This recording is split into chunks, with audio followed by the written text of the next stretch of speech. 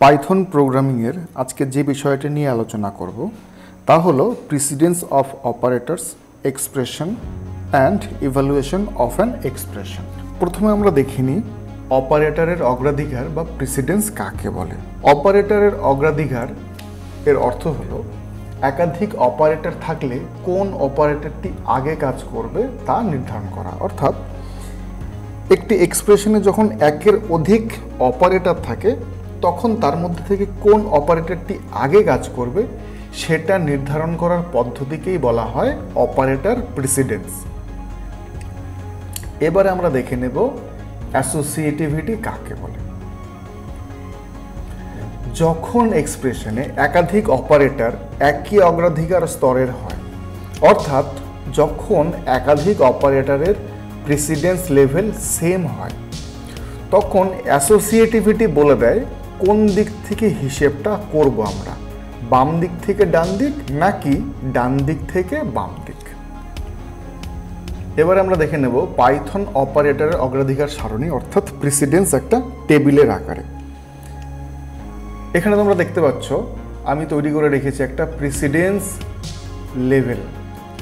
সেটা কি 1 থেকে শুরু করে এখানে তোমরা দেখতে পাচ্ছ যে 14 অবধি লিখে রেখেছি। যখন যেটার মান সবচেয়ে কম সেটার লেভেল হলো সবচেয়ে হাইয়েস্ট, আর যেটার মান সবচেয়ে বেশি সেটার লেভেল হলো সবচেয়ে কম অর্থাৎ সর্বনিম্ন। এবারে দেখিনি, দেখো লিখেছি 1, তার পাশে একটা অপারেটরের চিহ্ন দিয়ে রেখেছি, তার বর্ণনা লিখেছি, এটা বন্ধনীর ব্যবহার, তার উদাহরণ দিয়েছি, তার পাশে দেখো লেখা আছে অ্যাসোসিয়েটিভিটি লেফট টু রাইট। এই সমস্ত বিষয় সম্পর্কে আমরা জানব।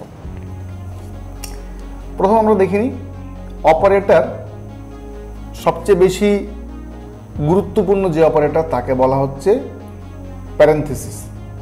এর প্রিসিডেন্স লেভেল সবচেয়ে বেশি অর্থাৎ 1।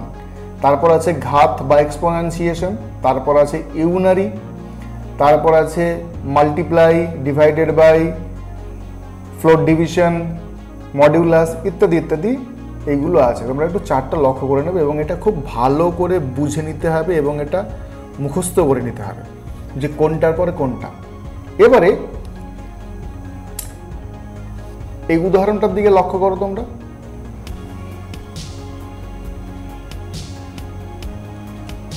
Ten into 2 divided by 5। এবার এই উদাহরণের ক্ষেত্রে কোনটা আগে হবে? কারণ ইনটু বা মাল্টিপ্লিকেশন বা ডিভাইডেড বাই এই দুটোর দেখো প্রেসিডেন্স লেভেল সেম আছে, দুটোরই প্রেসিডেন্স লেভেল 4। সেক্ষেত্রে আমরা কি করব? সেক্ষেত্রে আমরা দেখব লেফট টু রাইট, অর্থাৎ লেফটের কাজটি আগে হবে। লেফটে কোনটা আছে? এটা আছে লেফটে আর এটা আছে রাইটে। তাহলে আমরা আগে করব গুণ, অর্থাৎ 10 ইন্টু 2 মানে 20 ডিভাইডেড বাই 5। 20 ডিভাইডেড বাই 5 যদি হয় তাহলে রেজাল্ট আসবে 4.0। কোনো সমস্যা আশা করছি নেই তোমাদের বুঝতে। আচ্ছা, এবার সবগুলোর ক্ষেত্রে যে লেফট টু রাইট অ্যাসোসিয়েটিভিটি আছে তা না, দেখো এটার ক্ষেত্রে আছে রাইট টু লেফট অ্যাসোসিয়েটিভিটি, এটার ক্ষেত্রে আছে রাইট টু লেফট অ্যাসোসিয়েটিভিটি, আর একটা আছে রাইট টু লেফট অ্যাসোসিয়েটিভিটি, সব শেষের যেটা আছে সেটারও রাইট টু লেফট অ্যাসোসিয়েটিভিটি। বুঝতে পারলে? বেশ। আর বাকি দেখো সবগুলোরই আছে লেফট টু রাইট অ্যাসোসিয়েটিভিটি। এখানে একটা জিনিস আমি বলে দিই বিশেষ করে, এখানে দেখো লেখা আছে plus x minus x bit wise not. এটার মানেটা একটু বুঝিনি। এগুলো সবগুলোকে বলা হয় ইউনারি অপারেটর। ইউনারি অপারেটর মানে এমন অপারেটর যেটা শুধুমাত্র একটি অপারেন্ড নিয়ে কাজ করে, অর্থাৎ একটি ভেরিয়েবল নিয়ে বা একটি কনস্ট্যান্ট নিয়ে কাজ করে। আমরা সাধারণত যে অপারেটরগুলো ব্যবহার করি সাধারণত সব বাইনারি অপারেটর। যেমন গুণ দুটো সংখ্যার মধ্যে হয়, ভাগ দুটো সংখ্যার মধ্যে, যোগ দুটো সংখ্যা, বিয়োগ দুটো সংখ্যা। বোঝা গেল? সুতরাং প্লাস দেখেই তোমরা ভেবে নিও না যে ইউনারি অপারেটর মানে গুণ বা ভাগের চেয়ে আগে হবে। তোমরা হয়তো লক্ষ্য করে বুঝতে পারছো এখানে যা আমরা দেখতে পাচ্ছি এর বেশিরভাগগুলোই সম্পর্কে আমরা জানি বলতে আমরা ছোটবেলায় পড়েছিলাম BODMAS,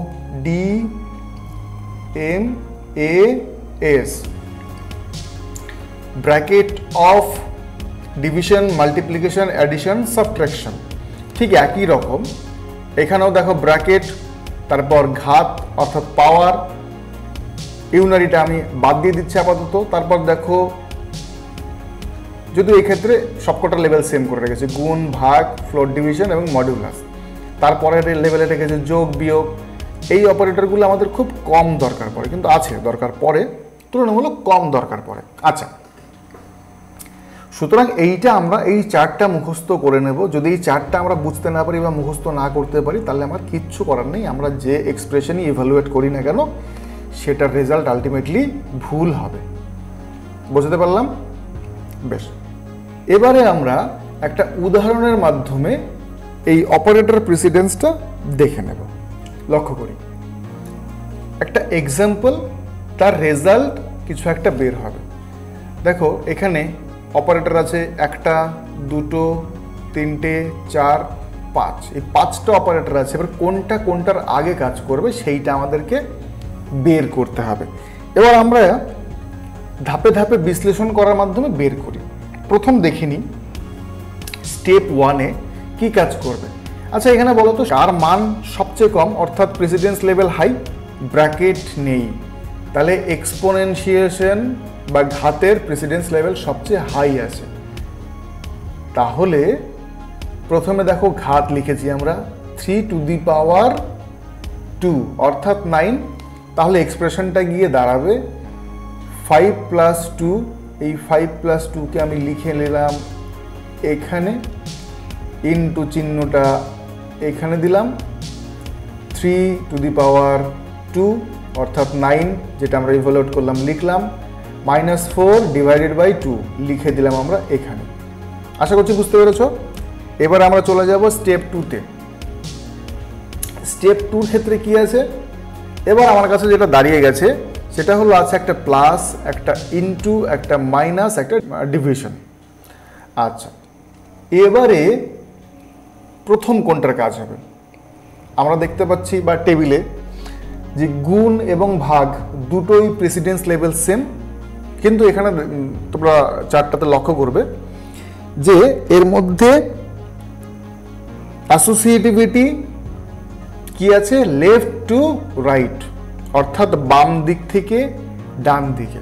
সুতরাং গুণের কাজটা আগে হবে, অর্থাৎ 2 × 9 = 18 হবে আগে, এবং 4 ডিভাইডেড বাই 2 সেটা হবে পরে।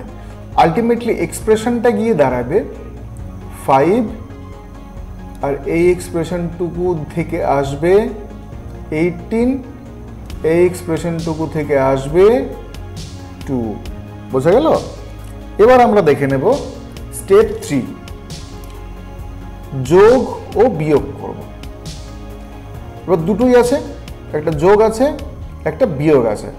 কোন দিক থেকে হবে? এটাও লেফট টু রাইট অর্থাৎ বাম দিক থেকে ডান দিক থেকে, বাম দিক থেকে ডান দিক। তাহলে প্রথম আমি যোগ করব 5 + 18 = 23, তারপর আমি করব 23 - 2.0 = 21। তাহলে আমার ফাইনাল রেজাল্ট গিয়ে দাঁড়ালো 21। আশা করছি তোমরা এবারে বুঝতে পেরেছ।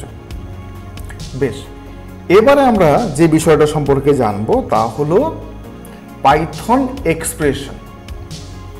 দেখিনি, এক্সপ্রেশন হলো অপারেটর ও অপারেন্ডের সমন্বয়, যার সাহায্যে একটি নির্দিষ্ট মান নির্ণয় করা যায়। অপারেটর মানে যেটা নিয়ে আমরা আলোচনা করছি, বিভিন্ন চিহ্ন যেগুলোকে বলা হয় অপারেটর। আর অপারেন্ট কাকে বলে? যা নিয়ে কাজ করবে অপারেটর তাকেই বলা হয় অপারেন্ড।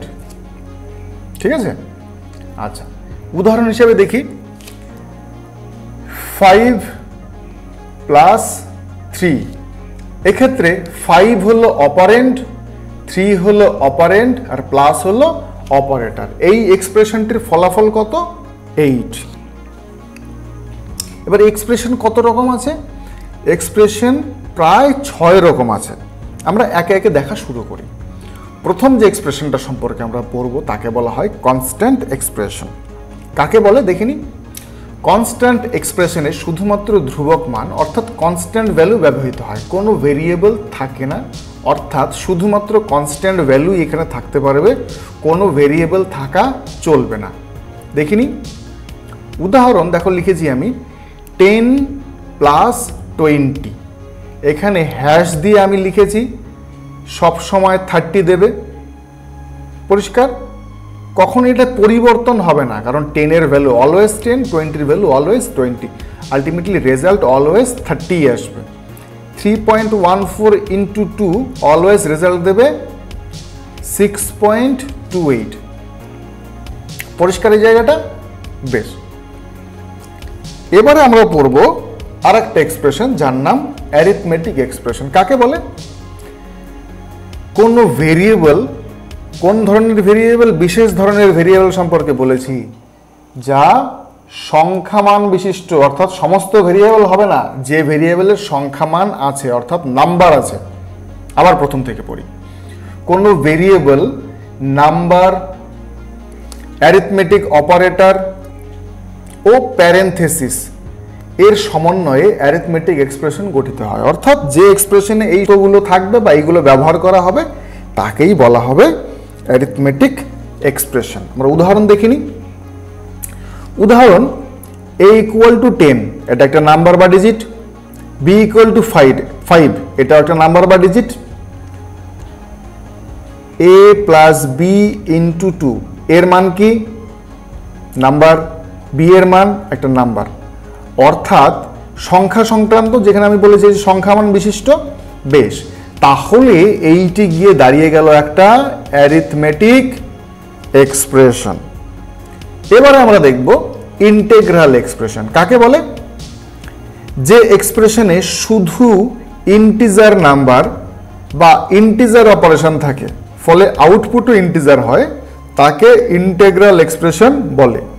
এখানে টাইপকাস্টিং বা কনভার্সন ব্যবহৃত হতে পারে। একদম সোজা ভাষায় বললে, যে এক্সপ্রেশনে শুধুমাত্র ইন্টিজার ভ্যালু অর্থাৎ পূর্ণ সংখ্যা নিয়েই কাজ করা হবে এবং রেজাল্টও যার আসবে ইন্টিজার অর্থাৎ পূর্ণ সংখ্যা, তাকেই বলা হয় ইন্টেগ্রাল এক্সপ্রেশন। ঠিক আছে, দেখে নিই। এখানে বলেছে x = 7 পূর্ণ সংখ্যা, y = 3 পূর্ণ সংখ্যা, z x floor division y, floor division কি করে? ভাগ করবে, ভাগ করার পর ফলাফল যা আসবে সেখান থেকে শুধুমাত্র পূর্ণ সংখ্যার মানটুকুই রাখবে, দশমিকের পরের মানটুকু রাখবে না, অর্থাৎ z এর ভ্যালুটাও আসবে পূর্ণ সংখ্যা, অর্থাৎ তিনটে x y z তিনটেরই মান পূর্ণ সংখ্যা অর্থাৎ ইন্টিজার, তাই এটি একটি ইন্টেগ্রাল এক্সপ্রেশন। বোঝা গেল? বেশ, এবারে আমরা যেটা দেখব সেটাকে বলা হয় ফ্লোটিং এক্সপ্রেশন। কাকে বলে ফ্লোটিং এক্সপ্রেশন? দেখিনি। যে এক্সপ্রেশনে সমস্ত ইভ্যালুয়েশনের পর ফলাফল হিসেবে ফ্লোটিং পয়েন্ট ভ্যালু প্রদান করে তাকে ফ্লোটিং পয়েন্ট এক্সপ্রেশন বলে, অর্থাৎ যে এক্সপ্রেশনের রেজাল্ট আসবে ফ্লোটিং অর্থাৎ দশমিক সংখ্যাতে, তাকে বলা হয় ফ্লোটিং পয়েন্ট বা ফ্লোটিং এক্সপ্রেশন। উদাহরণ দেখিনি আমরা। উদাহরণ লক্ষ্য করো, x = 5.5, y = 2, x = float number, y = integer number. Ultimately z এ গিয়ে কি ঢুকবে? 5.5 ডিভাইডেড বাই 2, 2.75। 2.75 একটি ফ্লোট নাম্বার বা দশমিক সংখ্যা, সুতরাং এই এক্সপ্রেশনটি একটি ফ্লোটিং এক্সপ্রেশন। বোঝা গেল? এবারে আমরা দেখব রিলেশনাল এক্সপ্রেশন। কাকে বলে রিলেশনাল এক্সপ্রেশন? রিলেশনাল এক্সপ্রেশন গঠিত হয় রিলেশনাল অপারেটর নিয়ে। কি কি রিলেশনাল অপারেটরগুলো আছে? এই অপারেটরগুলো যেগুলো আমরা পড়েছি আগে। সাধারণত রিলেশনাল অপারেটরের উভয় দিকে অ্যারিথমেটিক এক্সপ্রেশন থাকে। এই ধরনের এক্সপ্রেশনের ফলাফল ট্রু অথবা ফলস হয়। আমরা উদাহরণ দেখিনি। উদাহরণ আমরা করে রেখেছি এখানে a equal to 10, b equal to 20। এবার আমরা এখানে দেখতে পাচ্ছি লেস দেন হলো একটি রিলেশনাল অপারেটর। এর দুপাশে আছে a এবং b, এর মান 10 অর্থাৎ একটি সংখ্যা বা নাম্বার, b এর মান 20 এটাও একটি সংখ্যা বা নাম্বার। আচ্ছা, এখানে কি কাজ করেছে? লেখা দেখাচ্ছে বা উত্তর আসবে যেটা, সেটা হলো ট্রু। কেন ট্রু আসবে লক্ষ্য করে দেখি। এখানে চেক করেছে যে a অর্থাৎ 10, b অর্থাৎ 20 এর থেকে ছোট কিনা। একদম তাই, এটা ছোট, সুতরাং রেজাল্ট আসবে ট্রু। আশা করছি বুঝতে পেরেছো। এবারে আমরা চলে যাব লাস্ট যে এক্সপ্রেশন আছে তাকে বলা হয় লজিক্যাল এক্সপ্রেশন। কাকে বলে? একাধিক রিলেশনাল এক্সপ্রেশনকে অ্যান্ড অর নট ইত্যাদির মাধ্যমে একত্রিত করে লজিক্যাল এক্সপ্রেশন তৈরি করা হয়। এই ধরনের এক্সপ্রেশনের ফলাফলও ট্রু অথবা ফলস হয়। উদাহরণ দেখিনি। উদাহরণ a equal to 20, b equal to 5, c equal to 7। তিনটে ভেরিয়েবল এবং তার মান দিয়েছি, আমরা চেক করেছি। আমরা a b এর চেয়ে বড়, এটা কি সঠিক? এর মান হলো 10, b এর মান হলো 5, এটা কি সঠিক? তাহলে হ্যাঁ, এটা সঠিক অর্থাৎ ট্রু। এবং মানে অ্যান্ড একটি অপারেটর আমরা আগেই পড়েছি। c লেস দেন b,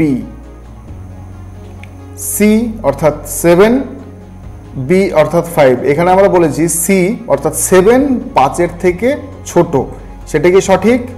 না, ফলস। এক্ষেত্রে অ্যান্ড অপারেটরের ক্ষেত্রে একটি অপারেটর মানে একটি অপারেন্ড হয়ে গেছে ট্রু, একটি অপারেন্ড হয়ে গেছে ফলস, সুতরাং আলটিমেটলি রেজাল্ট আসবে এফ অর্থাৎ ফলস। আশা করছি বুঝতে পেরেছো। আমরা অ্যান্ড অপারেটর যখন পড়েছি তখন আমরা এটা জেনেছি। বেশ, ঠিক আছে। আশা করছি তোমরা এই ছোট্ট চ্যাপ্টার বা ছোট্ট যে বিষয় আছে এইটা সম্পর্কে ঠিকঠাক করে বুঝতে পেরেছো। যদি বুঝতে না পারো তোমরা ভিডিওটা আরেকবার দেখো। তারপরেও যদি বুঝতে না পারো আমাকে অবশ্যই কমেন্ট করে জানাও, আমি তোমাদের সমস্যার সমাধান করব।